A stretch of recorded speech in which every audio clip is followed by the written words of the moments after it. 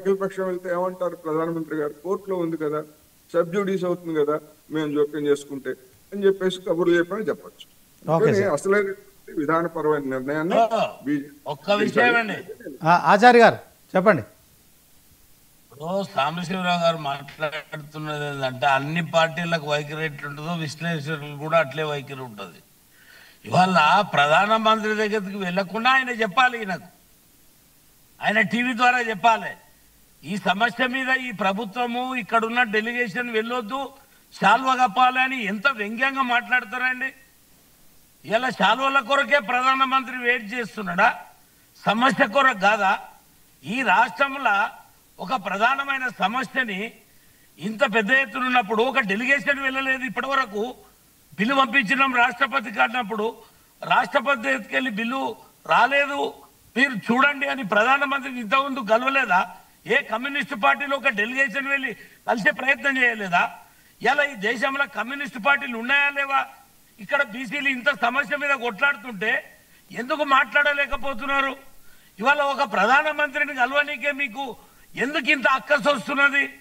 ఇవాళ బీసీ రిజర్వేషన్ల మీద అన్ని రాజకీయ పార్టీలు డ్రామాలు ఆడితే ఈ విశ్లేషకులు కూడా డ్రామాలు ఆడితే ఎట్లా? మరి దీని మీద ఏదైతే ఒక ముఖ్యమంత్రి డెలిగేషన్ వెళ్తే ఏం కాదన్నప్పుడు మీరు కూడా ముఖ్యమంత్రుల దగ్గరికి అక్కడిక్కడ డెలిగేషన్ వెళ్తారు కదా, మరి ఎందుకు ఏం కానప్పుడు ఎందుకు డెలిగేషన్ వెళ్తారు? ఇవాళ కోర్టులో ఉన్నప్పుడు నీటి విషయంలో కూడా కోర్టులు ఉన్నది, కోర్టులు ఉన్నా కూడా ప్రధానమంత్రి గారు జోక్యం చేసుకొని దాన్ని పూర్తి చేసినటువంటి సందర్భాలు లేవా? ఇవాళ అనేక సమస్యలు రాజకీయ పార్టీలు కూర్చొని మాట్లాడి సఫలీకృతం చేసిన సందర్భాలు లేవా? ఎందుకు మాట్లాడుతున్నారు బీజేపీ మీద ఇంత అక్కసు? ఆచార్య గారు 3 పార్టీలు కూడా బీసీల విషయంలో ఎవరికి తగ్గట్టు వాళ్ళు డ్రామాలు ఆడుతున్నారు. దీంట్లో బీజేపీ కేంద్రంలో అధికారంలో ఉంది, బీజేపీ నాయకులకు బాధ్యత లేదా అని కోటేశ్వరరావు గారు అడిగారు. చెప్పండి, మేము ఆడిన డ్రామా ఏందో చెప్పండి. ఇప్పుడు ఈడ జరుగుతున్న దానికి రాష్ట్రపతి భవన్ కును తర్వాత ఢిల్లీలో ఉన్న రాష్ట్రపతి భవన్ కును ప్రధానమంత్రి కార్యాలయానికి కమ్యూనికేషన్ గ్యాప్ ఉందా అని అడుగుతున్నారు ఆయన. స్టేటస్ అనుకుంటారండి, రాష్ట్రపతిని కూడా మేమే దాన్ని కంట్రోల్ చేయాలా? అంటే రాష్ట్రపతిని ఒకవేళ ఇక్కడ సురేష్ శ్రీనివాస్ గారు ప్రశ్న, రాష్ట్రపతిని మేము కంట్రోల్ చేయాలా అంటున్నారు. మరి ప్రధానమంత్రి గారికి విజ్ఞప్తే రాష్ట్రపతిని ఆయన కంట్రోల్ చేసి తెప్పిస్తారా? ప్రధానమంత్రి గారిని కలుస్తారు, కంట్రోల్ చేసి ఆమోదం రాయిస్తారా? రాష్ట్రపతిని కలిసిన సందర్భాలు లేవా? ఏం మాట్లాడతారు? ఇప్పుడు మణిపూర్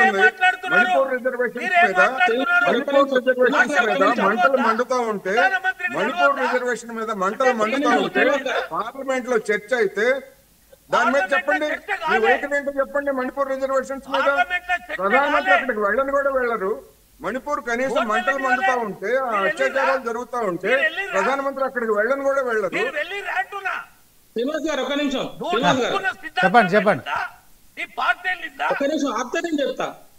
చెప్పండి ఆచార్య గారు మీరు ఒకటి అఖిల పక్షం పెడితే రేపు ప్రధానమంత్రి గారు ఓకే చేస్తారా అన్నది మన అనలిస్ట్ కోటేశ్వరరావు గారి మాట. దాని మీద మీరు అసహనం వ్యక్తం చేయొద్దు. ఎందుకంటే మణిపూర్ విషయం ఎన్ని రోజులు జరుగుతుంది, మల్ల చట్టాల గురించి సంవత్సరం పైబడి కాలంలో కూడా జరిగితే ప్రధానమంత్రి తీసుకోవడం జరిగింది.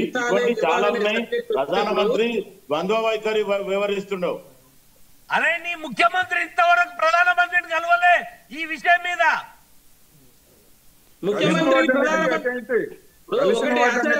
తెలంగాణకు సంబంధించి అనేక సమస్యల మీద కలిశారు. ఏమైనా సమస్యలు కూడా శాంక్షన్ అయినాయి. మరి చెప్తున్నాడా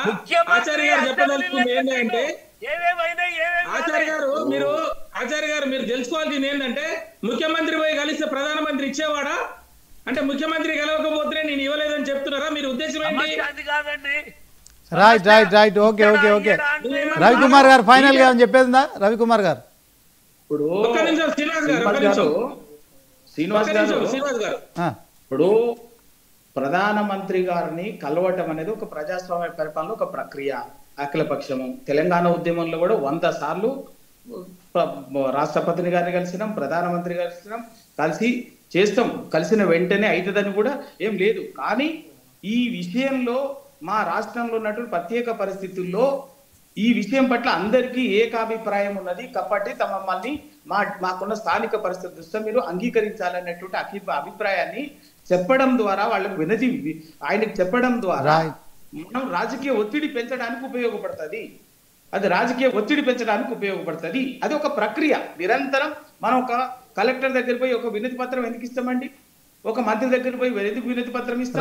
రైట్ ఓకే మొత్తానికైతే ఇది అఖిల పక్షం అనేది ఆచార్య గారు అన్ని పార్టీలను బదనాం చేసే పని చేస్తున్నది. మేము ఒక్కరిమే ఛాంపియన్లము బీసీలకు, మిగతా వాళ్ళంతా మాకు సహకరించట్లేదు. మేము చేసే పనులన్నీ చేస్తున్నాము.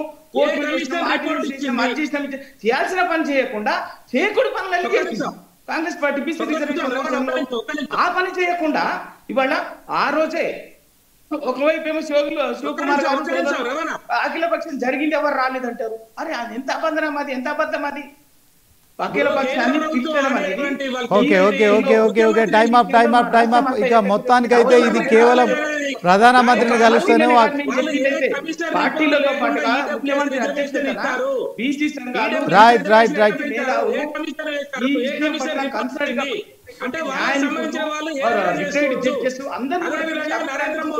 ఒక రోడ్ మ్యాప్